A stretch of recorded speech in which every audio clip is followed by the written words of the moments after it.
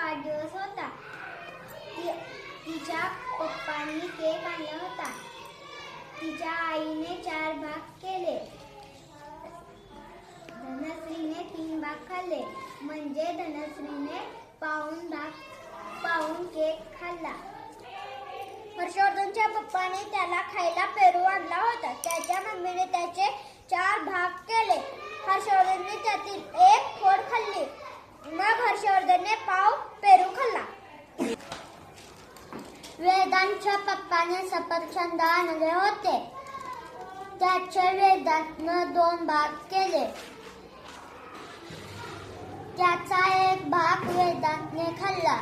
म्हणजे वेदांतने अर्धे सफरचंद खाल्ले.